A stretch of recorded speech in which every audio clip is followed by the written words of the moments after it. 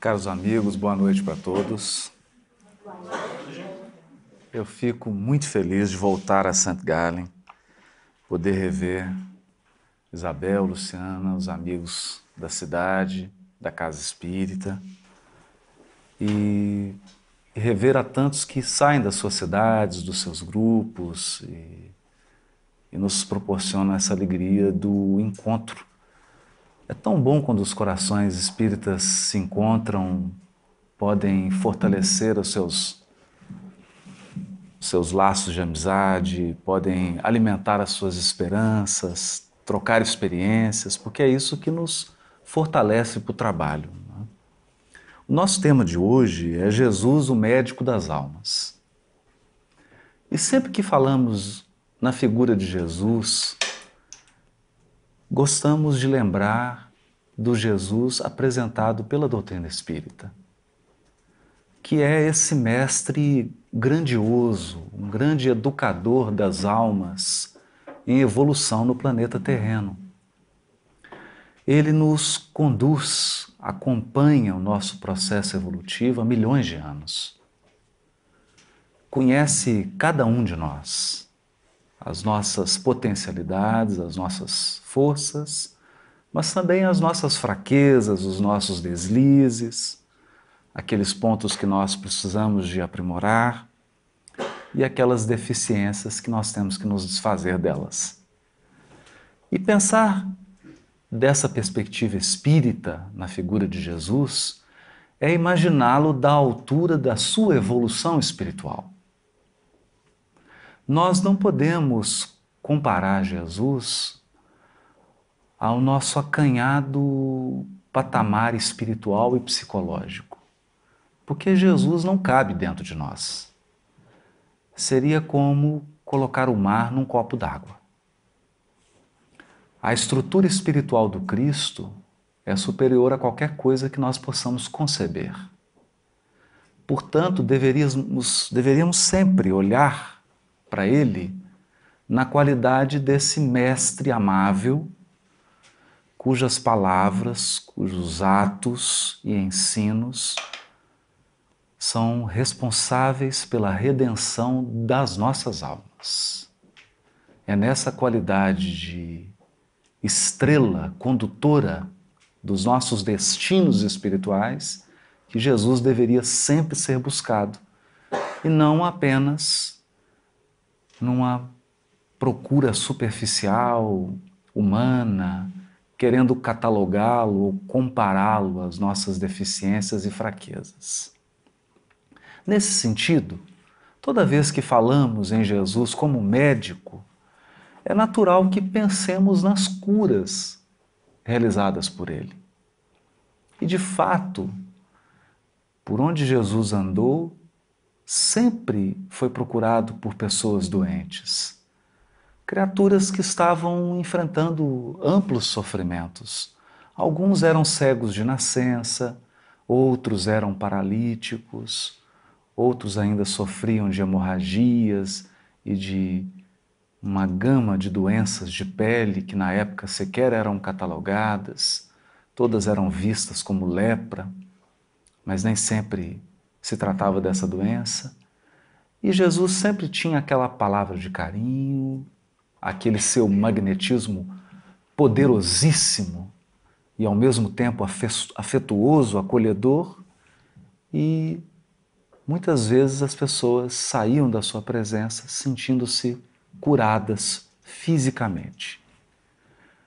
O certo é que muitos dos que foram fisicamente curados por Jesus voltaram a adoecer. Muitos deles. Porque a base da doença não estava no corpo físico.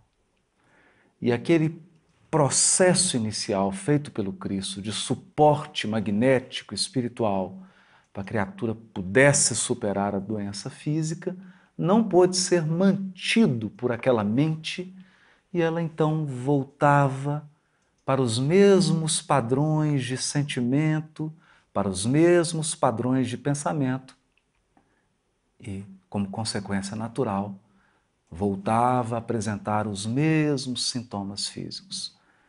É também certo dizer que alguns conseguiram efetuar um processo de renovação espiritual genuína, conseguiram fixar a mensagem de Jesus, mudar completamente o rumo da sua vida, da sua evolução espiritual e se conservaram saudáveis.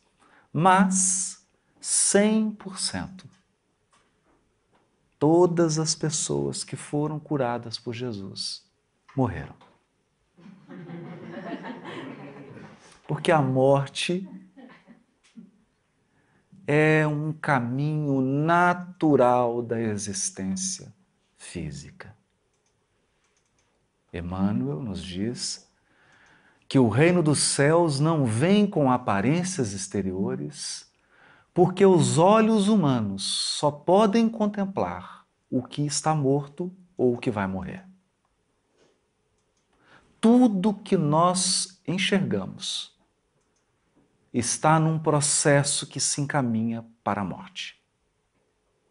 Corpos físicos, plantas, animais, terrenos, construções. Nós nos perguntamos sobre as grandes civilizações do passado, que sobraram delas senão ruínas. Nós nos perguntamos sobre os grandes vultos do passado. Todos passaram pelos umbrais da morte. Todos tiveram que passar pela transição do túmulo. Então, nada no mundo físico, nada é permanente. A característica principal da vida física é a impermanência. Durante um tempo, nós estamos com algumas pessoas. Durante um tempo, nós temos um corpo físico. Durante um tempo, nós exercemos uma profissão. Durante um tempo, nós podemos deter poder. Durante um tempo determinado, nós detemos poderio econômico. Mas todas essas coisas passam com a ação do tempo. Tudo se renova. E a lei de destruição cumpre sempre o seu objetivo, que é auxiliar a lei de progresso. Todo progresso se efetua com mortes e renascimentos, destruição e construção. Portanto, é sempre preciso considerar que quando falamos de saúde, nós estamos falando da saúde do corpo físico, porque a saúde do corpo físico é sempre relativa, já que o nosso corpo se encaminha para a morte. Ele sofre um processo natural de desgaste. É da natureza do corpo físico acabar, desgastar-se, até que ele não tenha mais forças e liberte o espírito para novos ângulos do seu desenvolvimento espiritual. Nesse sentido, é bom enxergar Jesus como médico do espírito, porque quem verdadeiramente adoece é o espírito, e quem conserva a verdadeira saúde é o espírito. Mas seria apenas poético dar um título a Jesus de médico das almas, se nós de fato não estudarmos com reflexão, com paciência, quais são as doenças da alma. Por que adoece a alma? Quais são as causas do adoecimento do espírito? O que nos atinge, o que nos afeta a ponto de adoecermos até que um dia o corpo físico expresse aquilo que vai dentro de nós. Porque o corpo físico é uma janela, ele apenas mostra o que existe por dentro. Ele apenas reflete o que existe por dentro. Investigando o espírito e as suas potencialidades, nós nos recordamos de uma passagem bastante emocionante que está no livro Ação e Reação, psicografado por Francisco Cândido Xavier, editado pelo espírito André Luiz. Trata-se de um atendimento que André Luiz fez ao lado de um espírito chamado Silas. Eles visitam um jovem que estava sendo obsidiado pelos seus próprios tios. Eram dois espíritos que estavam bastante cruéis e perseguiam um único propósito: fazer com que aquele jovem, já estava não tão jovem assim, mas na maturidade, com que ele desencarnasse. Porque aquele rapaz havia herdado um patrimônio imenso do seu pai, mas o seu pai somente conquistou aquele patrimônio assassinando os dois irmãos. E os dois irmãos agora, do mundo espiritual, estavam completamente enceguecidos pelo ódio, pelo desejo de vingança, pelo propósito de fazer justiça com as próprias mãos. Mas, para espanto de André Luiz, Silas não condena, não aponta dedo, não faz nenhuma censura aos obsessores. Ele apenas começa a visitá-los todos os dias e conversa um pouco. Como se tivesse interessado em aprender técnicas de obsessão. E, num desses dias, Silas, visando o aprendizado de André Luiz, faz uma pergunta aos obsessores. Qual era o processo que permitia a eles ter acesso à mente daquele rapaz e exercer um domínio sobre ela? Então, o obsessor Leonel dá uma aula. Uma aula que nós espíritas deveríamos estudar dezenas e dezenas de vezes. Porque é fundamental. Então nós podemos dizer, sem nenhum gracejo, que nesse caso o obsessor conhecia mais de espiritismo que nós mesmos. Estavam estudando mais do que nós. Ele diz assim: todos possuímos, além dos desejos imediatistas comuns em qualquer fase da vida, um desejo central. Um desejo central, ou tema básico dos interesses mais íntimos. Ele está dizendo, no dia a dia, nós nos envolvemos num conjunto de atividades e às vezes as desenvolvemos de forma mecânica. E ao longo do dia é natural que nós tenhamos vários desejos. Desejo de tomar uma água, desejo de ir ao banheiro, desejo de almoçar, de jantar, desejo de sair, etc, etc. Mas não são desses desejos corriqueiros que eles estão falando. Eles estão falando de um desejo central. Cada um de nós possui um desejo central que nos move. Algo que nos faz buscar, trabalhar, agir. Um desejo central. Ou tema básico. Por isso, além dos pensamentos vulgares, comuns que nos aprisionam à experiência rotineira, emitimos com mais frequência os pensamentos que nascem do desejo central que nos caracteriza. Pensamentos esses que passam a constituir o reflexo dominante de nossa personalidade. Por que reflexo? Porque nós emitimos esse pensamento e captamos o mesmo tipo de pensamento de outras mentes, quer sejam elas encarnadas, quer sejam desencarnadas. Isso então estabelece um circuito de troca mental, em que a criatura passa a vibrar num circuito fechado por 10, 20, 30, 40, 50, 60, 70, 80, 90 anos.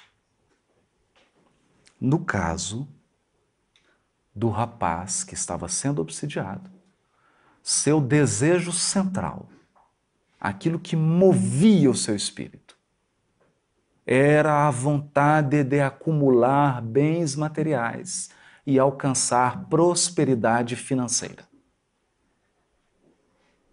Era esse o desejo central. Essa era a mola básica do seu psiquismo. Ele pensava várias coisas, mas milhares de vezes ao longo do dia ele voltava para esse pensamento do dinheiro, dos bens. E assim emitia e captava pensamentos.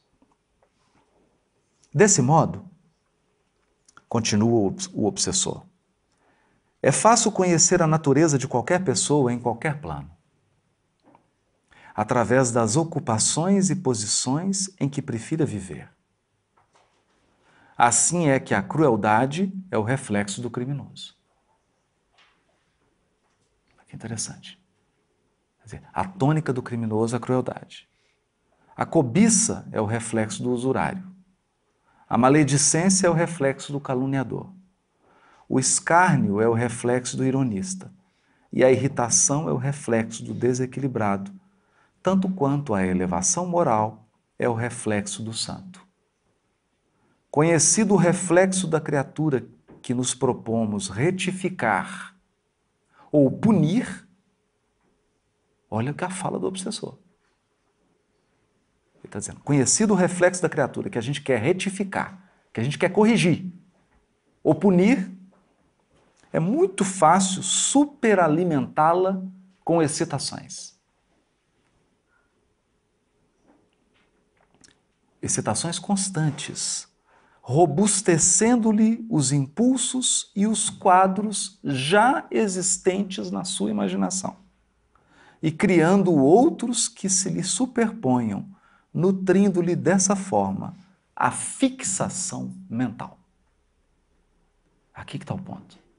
Fixação mental. A questão é que, como na qualidade de encarnados, nós somos envolvidos num certo torpor, porque o encarnado, quando desdobra, como que você distingue um espírito desencarnado no mundo espiritual e o encarnado que está desdobrado? O encarnado desdobrado é sempre sonolento. Ele parece um sonâmbulo, com raras exceções. Basta lembrar dos nossos sonhos. Os nossos sonhos são relâmpagos de lucidez. Porque a maioria dos encarnados dorme. Dorme. Um sono.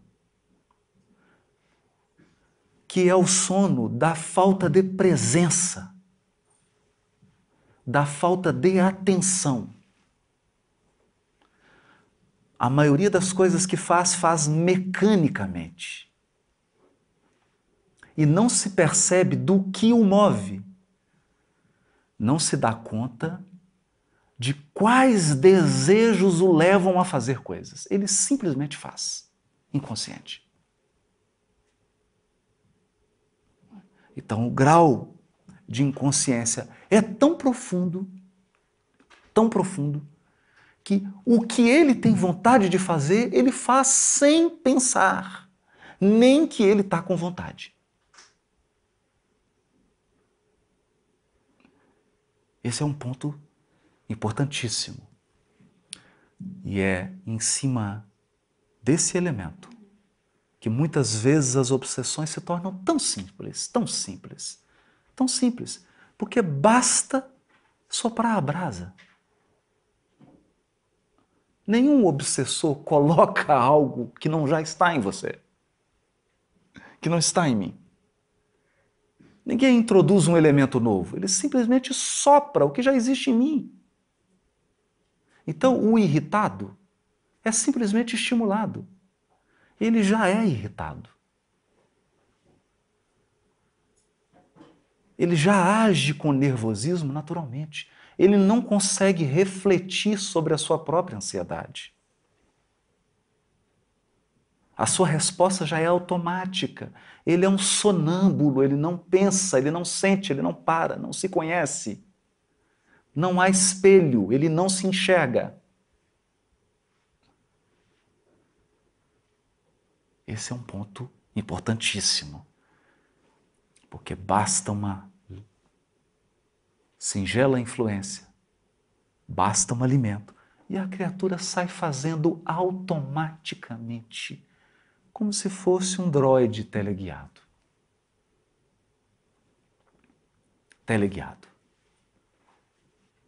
É sobre esse ponto que o obsessor explicava para Silas. Mas por que estamos lendo esse texto, já que o tema é Jesus, o médico das almas, né?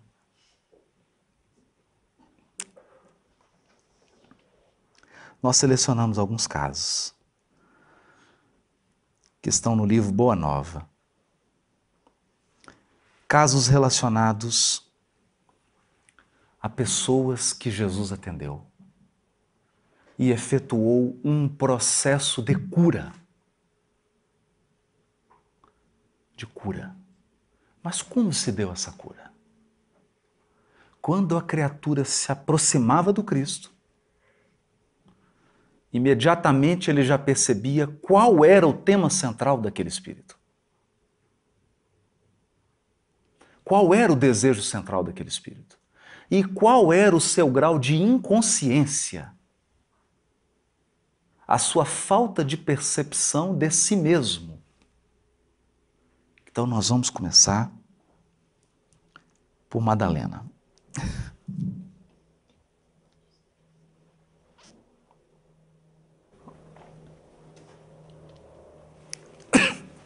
Maria de Magdala procurou Jesus constrangida, porque os apóstolos eram homens que experimentavam um processo religioso do judaísmo bastante preconceituoso. Naquela época a mulher não era valorizada, como é hoje. Ela não tinha a liberdade e a igualdade que tem hoje, pelo menos nos países mais educados e mais desenvolvidos. De modo que Maria de Magdala era mulher e por isso era sempre colocada à margem. A questão é que, além de ser mulher, Maria de Magdala era uma cortesã, uma prostituta de luxo. Morava numa cidade maravilhosa e era dona de uma beleza incomum. Frequentava a casa de Maria de Magdala homens poderosos da época, grandes oficiais romanos, homens vindos da Grécia, da Síria, de todas as partes, que procuravam naquela mulher e viam nela apenas uma oportunidade de darem vazão ao desejo central dos seus espíritos, que era o desejo sexual. E Maria de Magdala, vivendo em meio a esse luxo das sedas, dos perfumes, das comidas, de ser cortejada, de ser apreciada, de ser elogiada, de receber presentes, porque isso toca o elemento feminino de um modo muito especial, ansiava e se alimentava disso. Mas quando ela ouve Jesus falando do amor, Maria de Magdala começa a enxergar onde, em que área, em qual setor o seu espírito estava enfermo. Isso é fundamental. Porque como nós temos um hábito de encarar a enfermidade apenas do corpo físico, é dificílimo ver a enfermidade do espírito. E todos somos enfermos do espírito. Todos. Alguns enxergam, outros não. Alguns vão enxergar em poucos anos, outros vão precisar de 400, 500 anos para enxergar.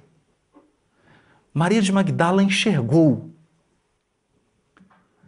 porque quando ela ouviu Jesus falar do amor, ela percebeu que ela, na verdade, no fundo da sua alma, no mais profundo do seu espírito, ela desejava ser amada. E ela desejava amar. Mas, como ela não tinha consciência de si mesmo, como ela não era capaz de enxergar-se, nem de conhecer-se, Maria de Magdala vivia num determinismo. Ela não conseguia ser senhora do seu desejo. Era o seu desejo que era senhor dela. Então ela era cortesã e vivia aquelas experiências porque não entendia o seu desejo, porque não sabia lidar com aquela força, não sabia lidar com aquele potencial. Então ela procura Jesus. Procura ele e diz assim: Senhor, ouvi a vossa palavra consoladora e venho ao vosso encontro. Tendes a clarividência do céu e podeis adivinhar como tenho vivido. Sou uma filha do pecado.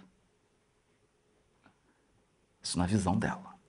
Estava com sentimento de culpa. Todos me condenam. Entretanto, mestre, observai como tenho sede do verdadeiro amor. Minha existência, com todos os prazeres, tem sido estéril e amargurada. Porque ela não conseguia satisfazer o desejo. Esse é o ponto. As primeiras lágrimas lhe brotaram dos olhos enquanto Jesus a contemplava com bondade infinita. Queria chamar a atenção para isso. Jesus contemplava Maria de Magdala com bondade infinita.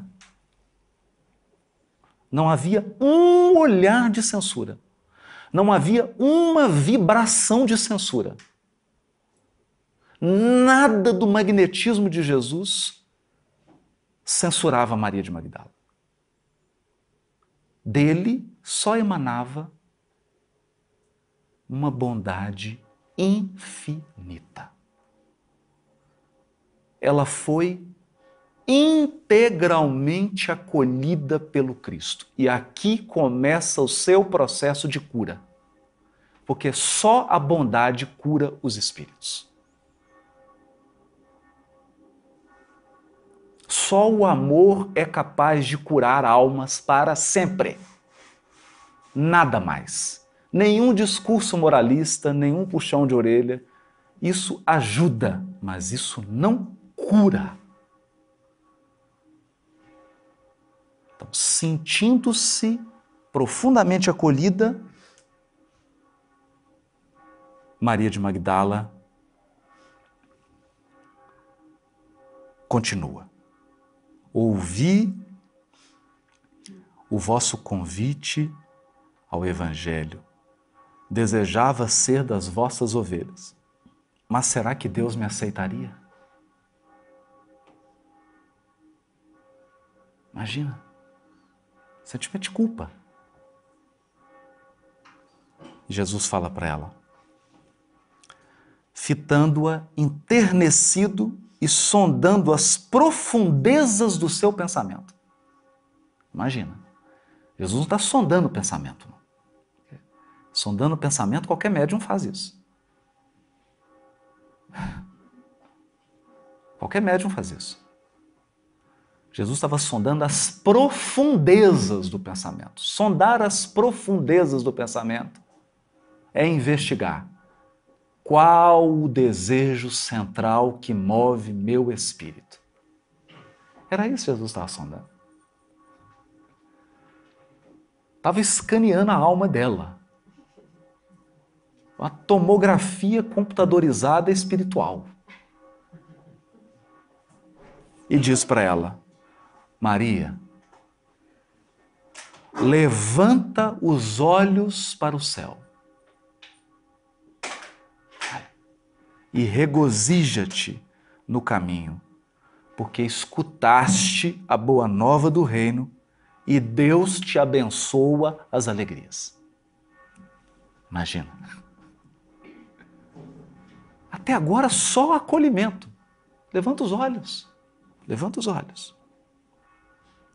Acaso poderias pensar que alguém no mundo estivesse condenado ao pecado eterno?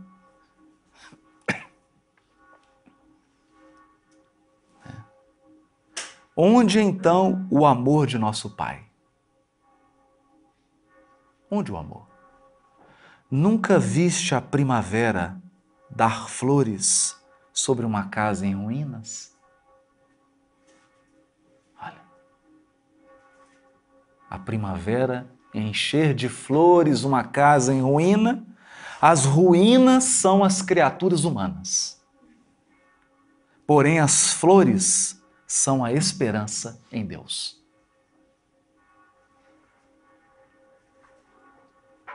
Olha, sobre todas as falências e desventuras próprias do homem, as bênçãos paternais de Deus descem e chamam.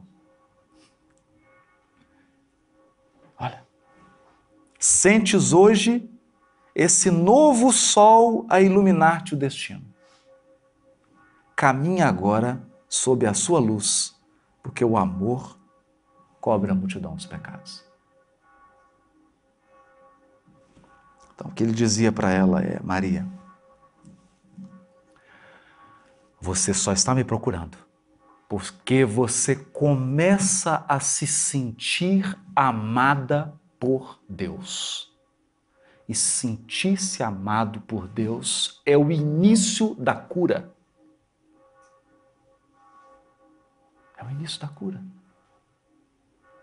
Porque quando eu me sinto verdadeiramente amado por Deus, eu me liberto do sentimento de culpa e uso toda a minha energia para a minha transformação, não para o pranto.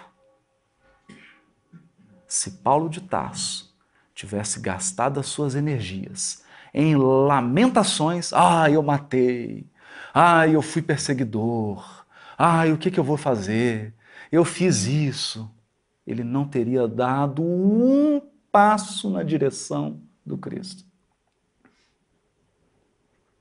Um passo. Então aqui o que Jesus mostra para ela é que o seu processo de restauração espiritual se iniciaria pelo amor. Sentir o amor, esse amor convite, esse amor que chama, esse amor que nos conclama para uma nova experiência, para uma experiência mais alta, mais profunda, onde a gente se conheça mais, onde a gente deixe de ser um robô fazendo coisas mecanicamente e passe a fazer tudo com intenção, com propósito, com objetivo, sentindo cada segundo, agindo com consciência plena do que faz. E ela respondeu a ele: no entanto, Senhor, tenho amado. E é verdade. O que ela estava dizendo era verdade. Ela não estava sabendo dominar o seu amor, mas ela estava tentando. E tenho sede de amor. Sim, respondeu Jesus, tua sede é real.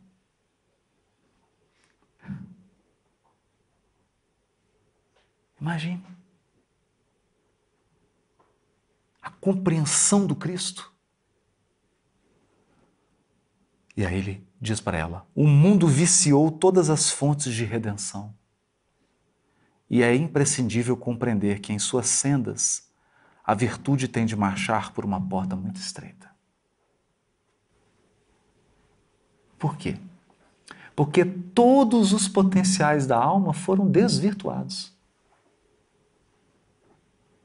Desde a sexualidade, à posse, ao poder, tudo foi desvirtuado. Por isso é tão difícil. Porque já está tudo viciado. Os hábitos humanos estão todos viciados. Geralmente, um homem deseja ser bom com os outros ou honesto com os demais, olvidando que o caminho onde todos passam é de fácil acesso e de marcha sem edificações.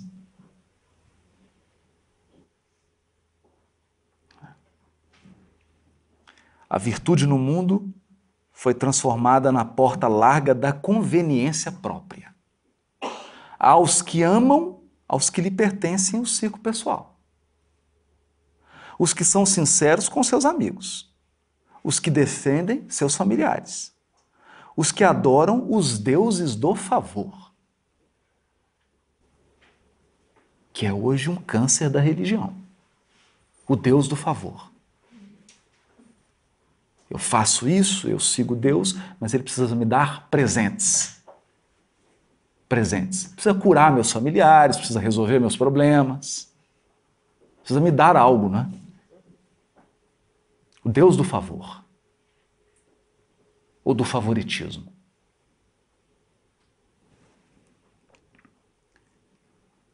O que verdadeiramente ama, porém, conhece a renúncia suprema a todos os bens do mundo e vive feliz na sua senda de trabalhos para o difícil acesso às luzes da redenção.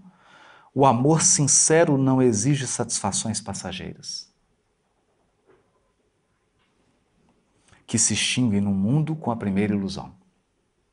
Trabalha sempre sem amargura e sem ambição, com os júbilos do sacrifício. Só o amor que renuncia sabe caminhar para a vida suprema. E aqui ele começava o seu processo educativo. Sim, ela desejava o amor. Ela tinha sede de amor. Mas aqui Jesus falava sobre o verdadeiro amor. O amor que renuncia. E ela fica embevecida com aquelas palavras e ansiosa por compreender. E pergunta para ele: só o ardor, o amor pelo sacrifício poderá saciar a sede do coração? Jesus teve um gesto afirmativo e continuou: somente o sacrifício contém o divino mistério da vida. Olha, viver bem é saber imolar-se. Acreditas que o mundo pudesse manter o equilíbrio próprio tão só com os caprichos antagônicos e por vezes criminosos dos que se elevam à galeria dos triunfadores? Toda luz humana vem do coração experiente e brando dos que foram sacrificados. Toda luz humana vem do coração experiente e brando dos que foram sacrificados. Basta pensar nas mães. As mães.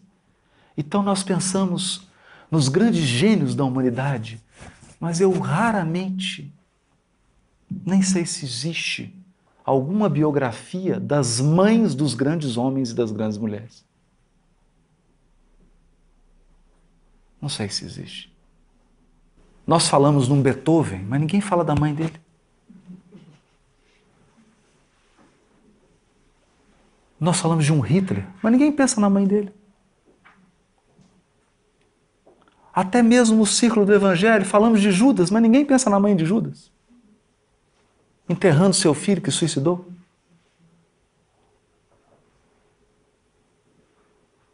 Pensamos nos grandes nomes da fortuna, da política, do poder, das letras, das artes.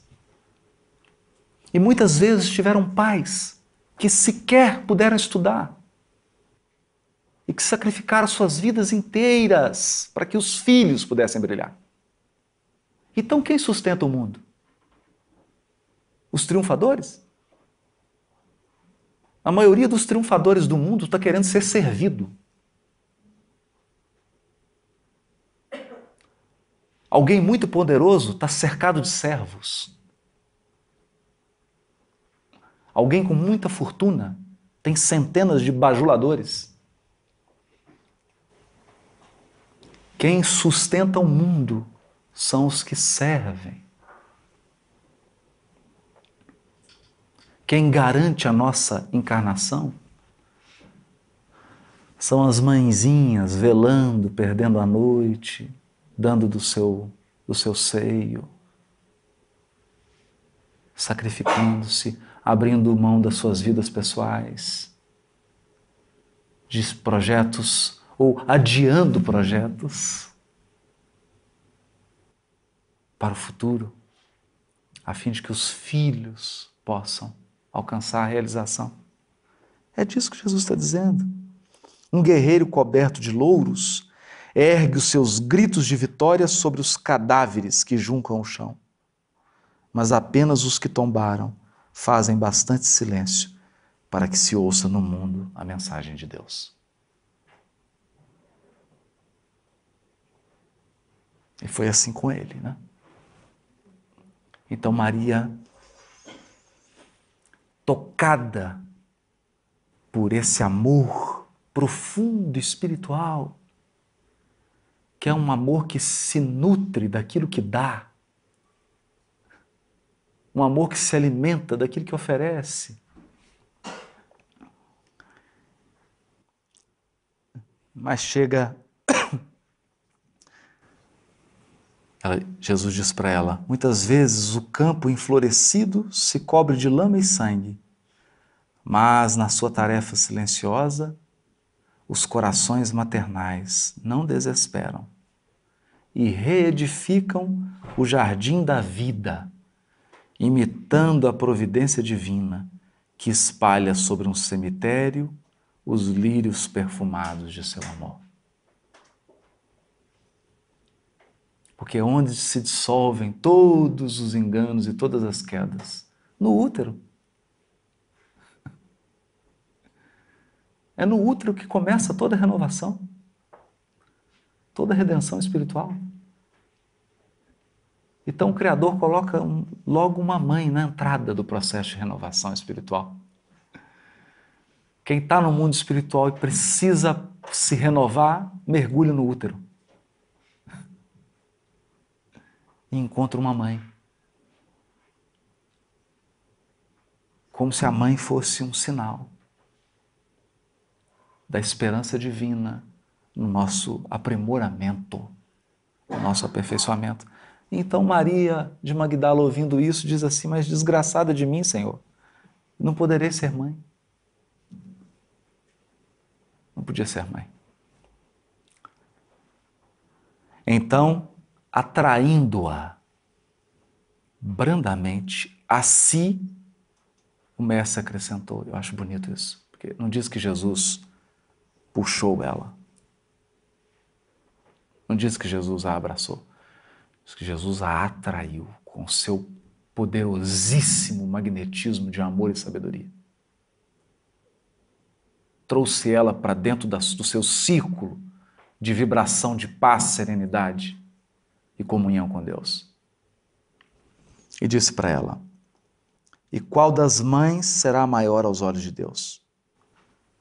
A que se devotou somente aos filhos de sua carne, ou a que se consagrou pelo Espírito aos filhos das outras mães? E aí ela entendeu. E aí ela diz para ele, Senhor, doravante renunciarei a todos os prazeres transitórios do mundo, para adquirir o amor celestial que me ensinastes. Acolherei como filhas as minhas irmãs no sofrimento, Procurarei os infortunados para aliviar-lhes as feridas do coração. Estarei com os aleijados e leprosos.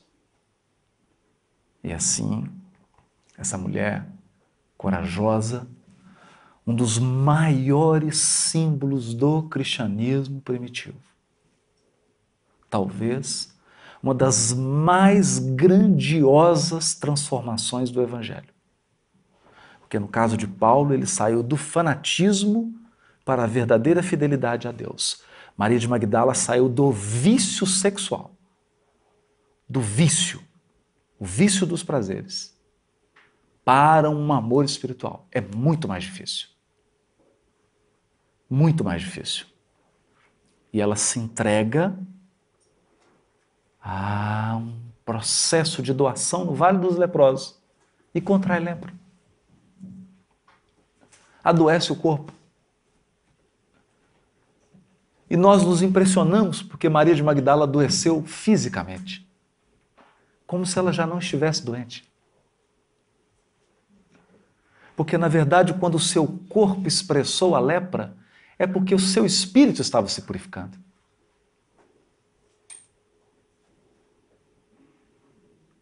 Seu espírito estava se purificando.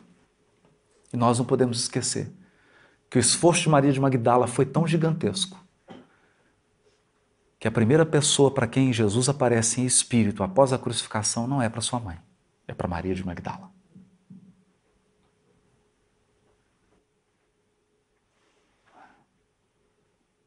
Em resposta ao gigantesco movimento interior que Maria de Magdala fez, ela foi curada. Porque agora ela desejava ser amada, do mesmo jeito. Ela desejava amar, mas de um jeito diferente.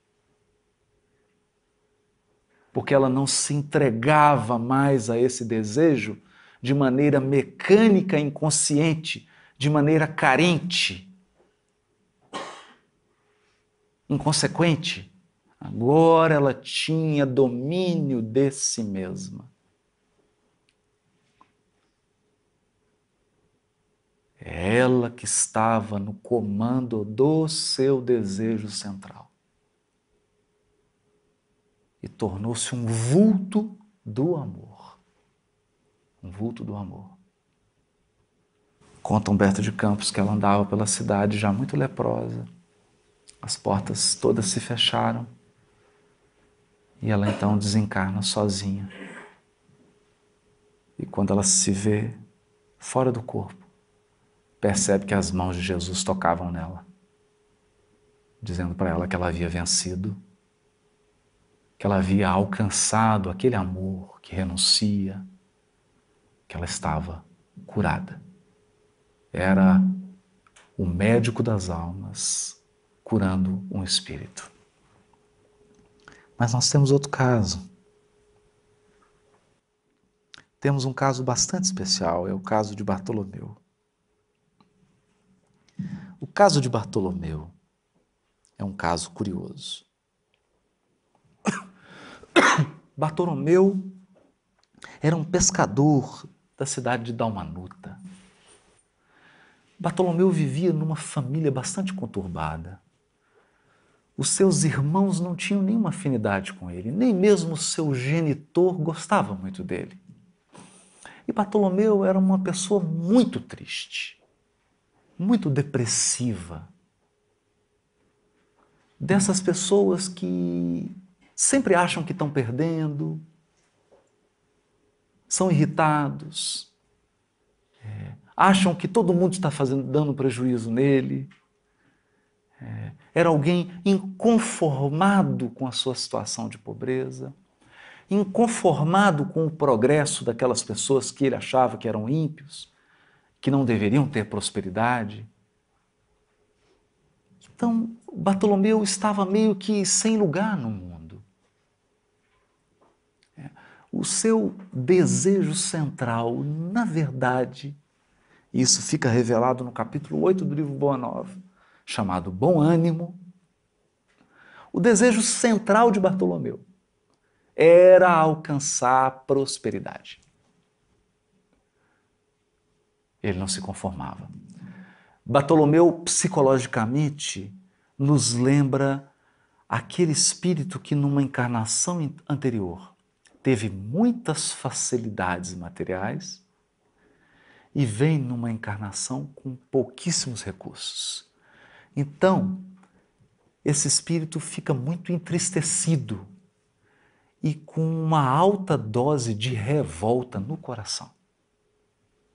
Ele não consegue se relacionar, ele está sempre incomodado, nada é suficiente, ninguém gosta dele, e ele assume uma atitude então que vai se fechando, quanto mais ele se fecha, mais as pessoas se afastam dele, mais o isolam e gera-se um ciclo vicioso de solidão, de tristeza, de depressão, e a pessoa vai entrando num caminho sem volta. Esse era o perfil de Bartolomeu. E ele então procura Jesus e começa a falar do crime, que o crime está se alastrando no mundo, que a maldade está crescendo, que está numa crise, que a moeda na Galileia estava fraca, que os governantes romanos não estavam exercendo o seu mandato, estava tudo ruim. Pintou aquele quadro de tempestade, aquele quadro fechado, um tempo sombrio. E Jesus ouve Bartolomeu, que estava quase chorando, fita-o brandamente, e fala com serenidade para Bartolomeu. A nossa doutrina, entretanto, Bartolomeu, é a do Evangelho, ou Boa Nova. E já viste, Bartolomeu, uma boa notícia não produzir alegria?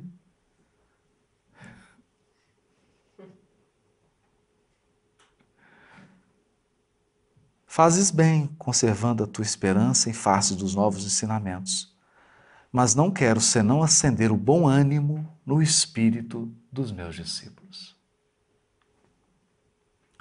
Se já tive a ocasião de ensinar que o meu reino ainda não é deste mundo, isso não quer dizer que eu menospreze o trabalho de estendê-lo um dia aos corações que mourejam na terra. Achas, então, que eu teria vindo a este mundo sem essa certeza confortadora? Olha o que Jesus está dizendo para ele. Bartolomeu, você acha que eu teria vindo ao mundo se eu não tivesse a certeza que a terra vai se transformar em um paraíso?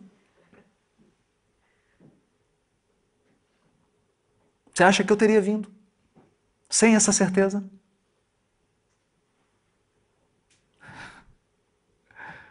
E ele fica...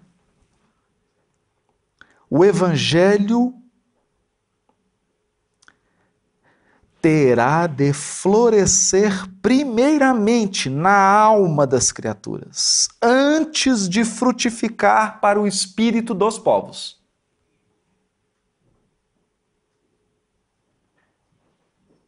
E é incrível porque hoje nós vemos espíritas que estão como Bartolomeu. Porque estamos vivendo a transição planetária. Então está cheio de espírita Bartolomeu, deprimido, triste, achando que vai acabar tudo, meu Deus. Perdeu o controle. Existem só 100 bilhões de sistemas solares na nossa galáxia. Só. E só existem 200 bilhões de galáxias, mas Deus perdeu o controle nesse planetinha. Nesse universo gigantesco, aqui no planeta Terra, perdeu o controle. Está fora do planejamento. Então, algum encarnado vai ter que resolver para Deus. E ensinar para o Criador como é que faz. Porque, afinal de contas, nunca nenhum planeta, nas 200 bilhões de galáxias, passou pela transição planetária. É uma experiência nova para Deus. É o primeiro planeta em transição no universo infinito, desde que Deus criou, que é desde sempre. Entende? É o olhar Bartolomeu. Então, Jesus diz, o Evangelho tem que florescer primeiro nas almas, para depois frutificar no espírito das nações. Nós não veremos Evangelho nas coletividades, nas nações, enquanto as almas não forem evangelizadas.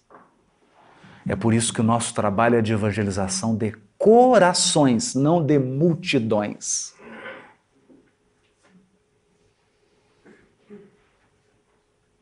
Nós não evangelizamos países, evangelizamos almas, a começar pela nossa. Só frutifica no exterior depois que florescer dentro. Dentro. Então, é simplesmente espírito de sequência da natureza. Não dá para querer já colher o fruto se nem mesmo as flores desabrocharam.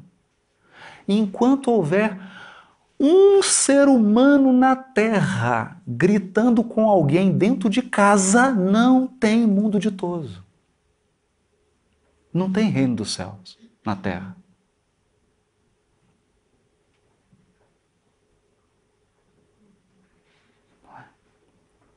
Enquanto houver um ser humano no planeta que não conseguir ser 100% honesto nos menores gestos da sua vida, no uso do papel higiênico num banheiro público que ele está sozinho,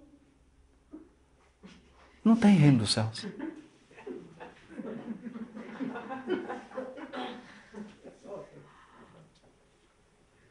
Porque o reino dos céus não é um decreto de políticos da terra.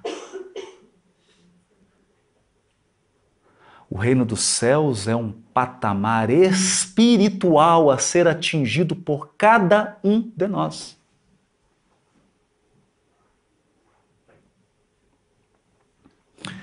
Bartolomeu ficou assustado. Né? Ficou bem assustado.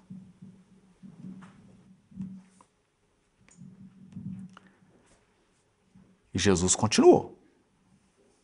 Mas falou para ele: venho de meu Pai. A fala de Jesus é tão forte, né?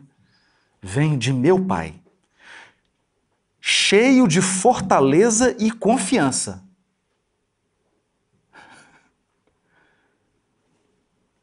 E a minha mensagem terá de proporcionar grande júbilo a quantos a receberem de coração.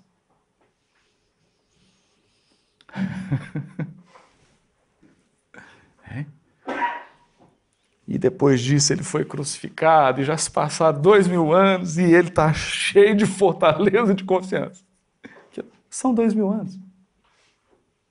Porque são 2000 anos. Quantos anos os dinossauros andaram sobre a Terra? E o Cristo esperou até que tudo fosse resolvido. Até poder aparecer a primeira espécie humana, o primeiro modelo físico de corpo da espécie humana. Quantos bilhões de anos? Foram aguardado. Um Homo sapiens com condições de pensar tem mais ou menos 200 mil anos. 200 mil anos. Isso não é nada. Nada. Isso é um segundo. E nós já estamos sem esperança. Perdendo o bom ânimo. Nós estamos perdendo o bom ânimo por causa das dificuldades dos últimos 10 mil anos. 5 mil anos. Ou pelas dificuldades que ainda enfrentaremos por alguns séculos.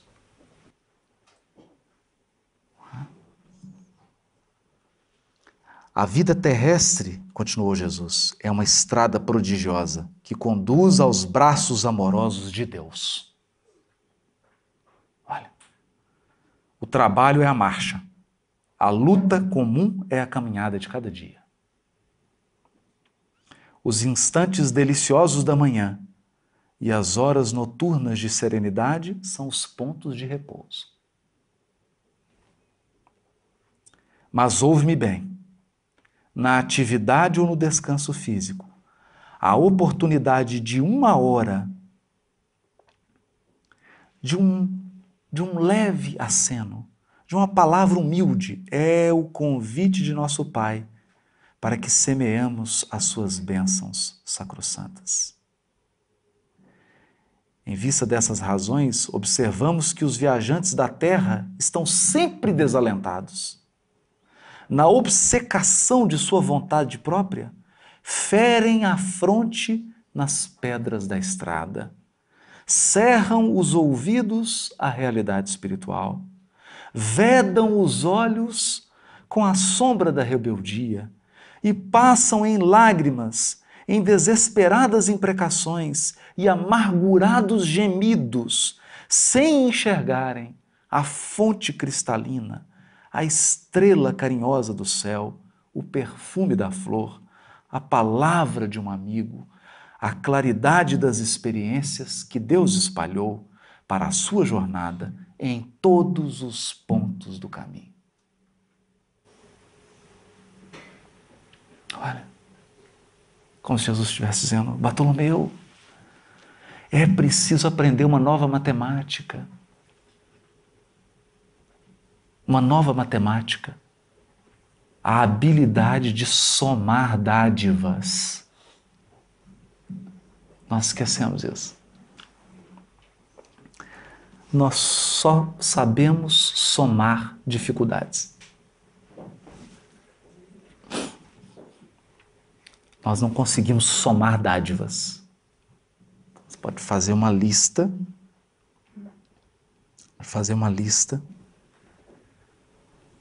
De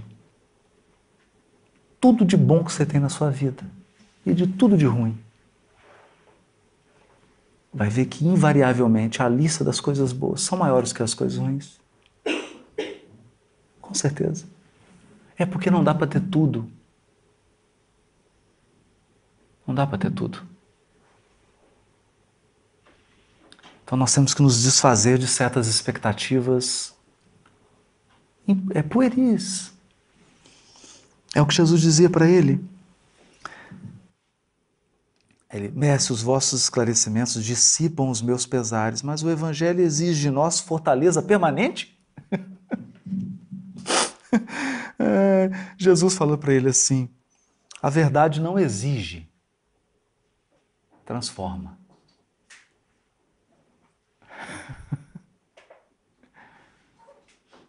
A verdade não exige, transforma.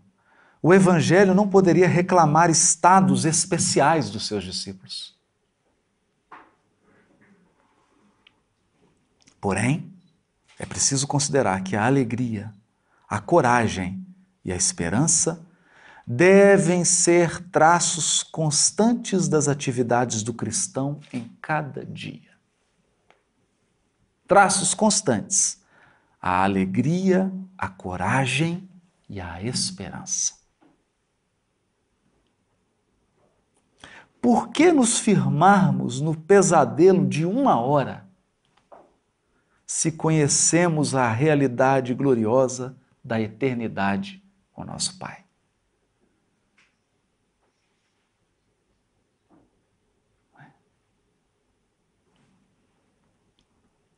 Aí ele se abre. Já estava no meio da conversa. Olha que incrível. Até aqui Jesus estava cavando o poço. Estava entrando na intimidade de Bartolomeu. Estava entrando na Aqui ele se abre. Aí ele fala qual que é o desejo central dele, o que de fato está incomodando ele. Não é a moeda, não é o câmbio, não é a presidenta, o primeiro-ministro, não é isso. Ele vai falar o que está incomodando ele. E quando os negócios do mundo nos são adversos? E quando tudo parece lutar contra nós? Entende? Oh, Jesus, por que eu não consigo alcançar a prosperidade financeira na minha pescaria? Falou o desejo central. O desejo central dele era de prosperidade material. Como ele não alcançava a prosperidade material, nada valia.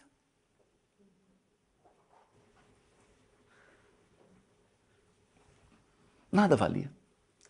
E aí ele se transformava num turrão, de cara fechada, mal-humorado, triste, dessas pessoas que a gente chama que são coveiros, que é a pessoa que você chega perto dela, 3 segundos depois você já está com vontade de chorar e fazer um velório.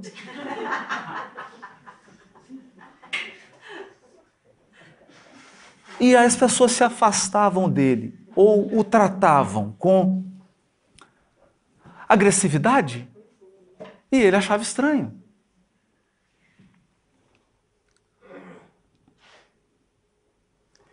Jesus, todavia, como se percebesse inteiramente a finalidade de suas perguntas, esclareceu com bondade. Ou seja, Jesus sabia qual era o desejo central de Bartolomeu. O que estava adoecendo o espírito dele? Adoecendo o espírito de Bartolomeu e fazendo com que ele quase estivesse perdendo a sua encarnação. Porque quando nós falamos em Jesus, médico das almas, é para dizer o seguinte: uma doença da alma pode fazer você perder a sua presente existência. E eu não estou falando de perder fisicamente. Pode perder a oportunidade atual desta encarnação. E aí Jesus responde para ele: Bartolomeu, qual o melhor negócio do mundo? Vender diamante, Swarovski, petróleo, queijo, vaca suíça, relógio. Será a aventura que se efetua a peso de ouro? Olha que interessante. Será a aventura. Que interessante isso. Que se efetua a peso de ouro, muita vez amordaçando o coração e a consciência para aumentar as preocupações da vida material? Ou a iluminação definitiva da alma para Deus, que se realiza, essa iluminação, olha aqui, isso aqui é importante. Iluminação definitiva da alma para Deus, que se realiza tão só pela boa vontade do homem, que deseja marchar para o seu amor por entre as luzes do caminho.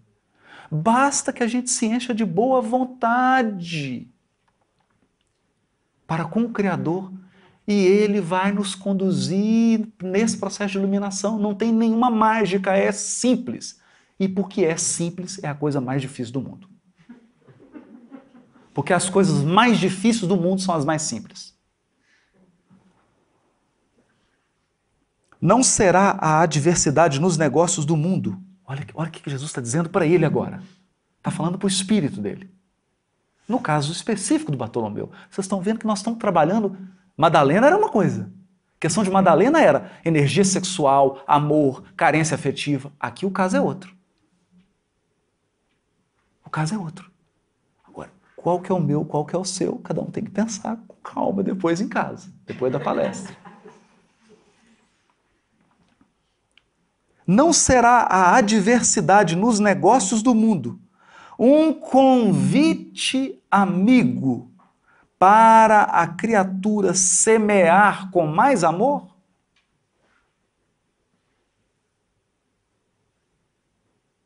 Porque se eu estou colhendo a adversidade, é porque a minha semeadura não foi boa. Então, se em alguma área da minha vida a resposta que eu estou obtendo da vida é a adversidade, não será esse um convite para eu aprender a semear?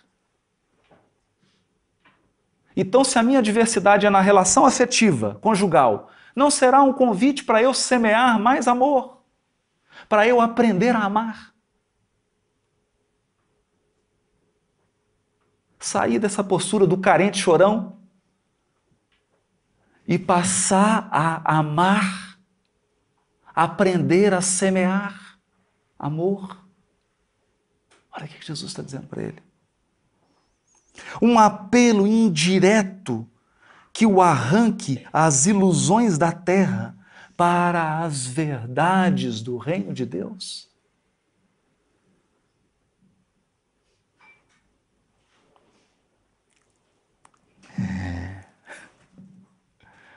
Aí ele tentou a última, né? Ele falou assim, mas já estava tocado. Aqui ele já estava balançando. Ele pergunta para Jesus, mestre, e não será justificável a tristeza quando perdemos um ente amado? Aí Jesus disse para ele, mas quem estará perdido se Deus é o Pai de todos nós?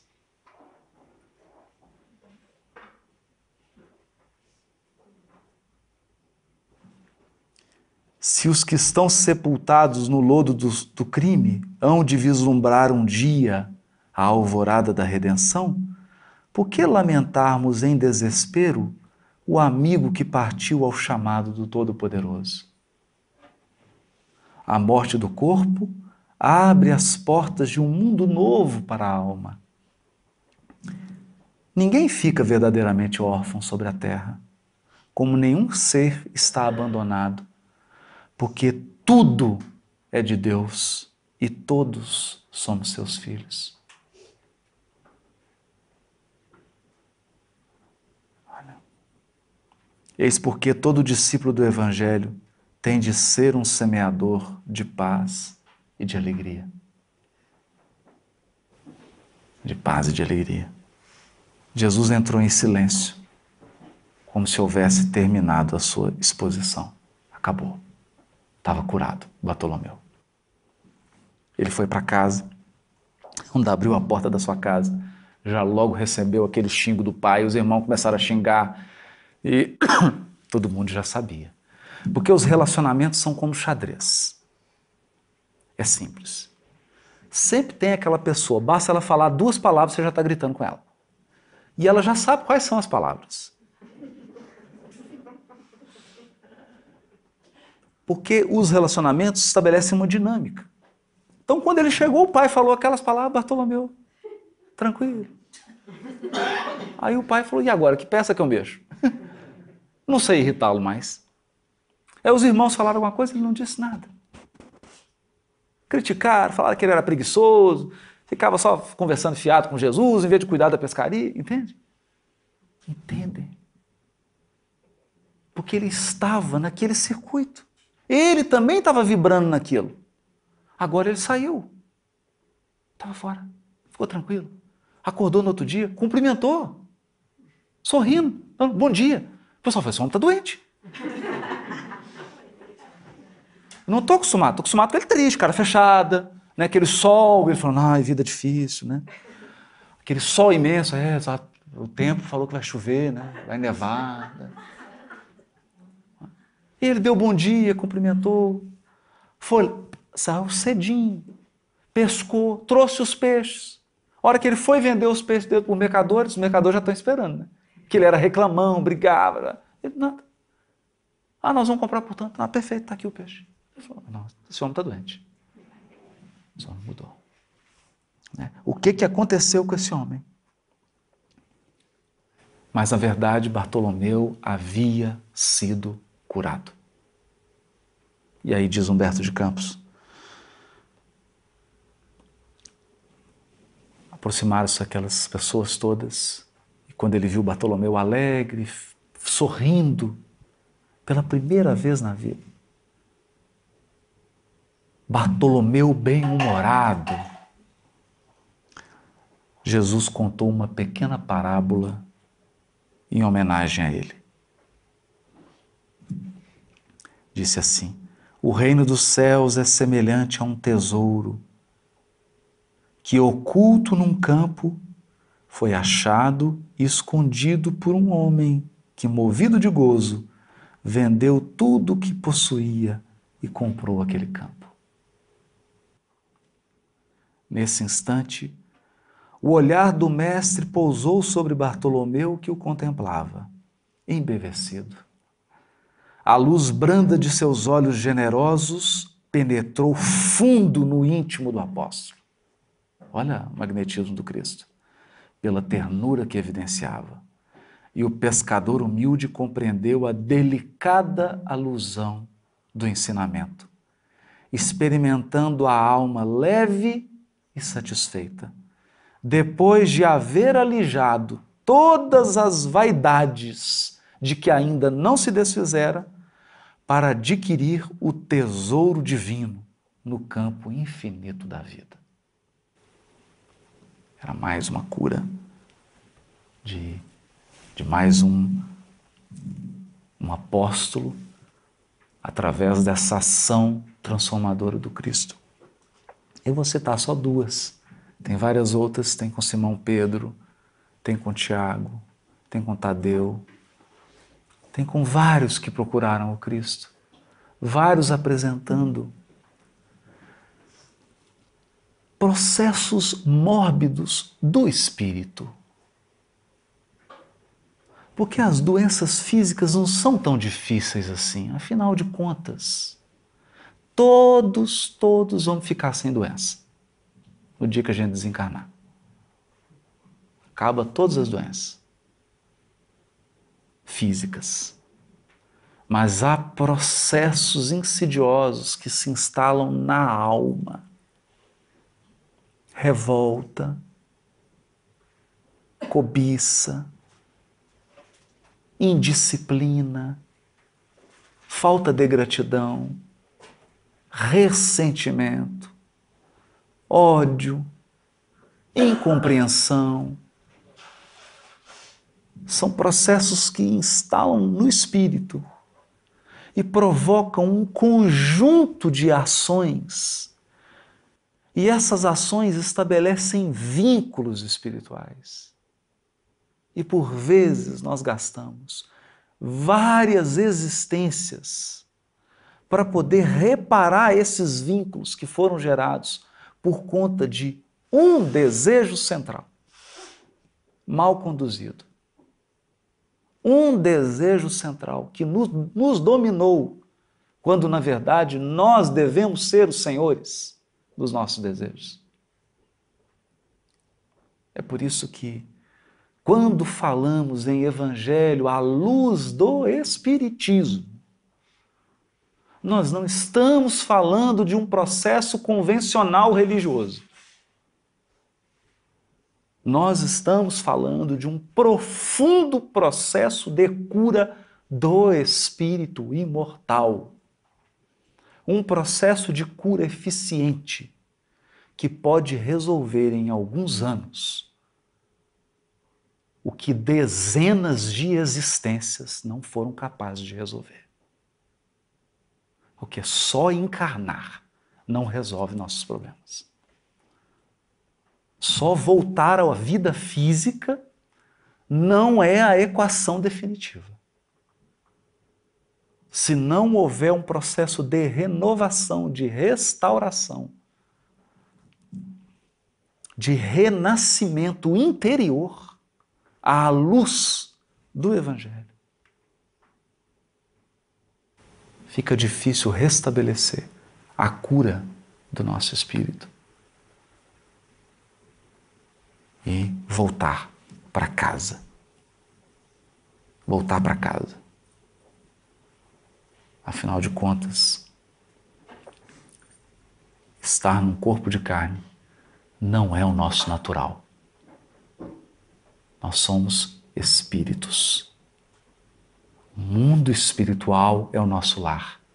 A vida espiritual é a nossa vida verdadeira e genuína. Então, que as vibrações do Cristo, através das suas palavras e dos seus ensinos, possam nos alcançar e fazer por nós o que fizeram com todos esses espíritos que encontraram Jesus. E não digamos que não temos o Cristo diante de nós, porque Ele está presente através das vibrações do seu poderosíssimo amor e do seu poderosíssimo pensamento e, sobretudo, pelas palavras grafadas no seu Evangelho e agora nos ensinos do Consolador prometido. Muito obrigado pela atenção de todos.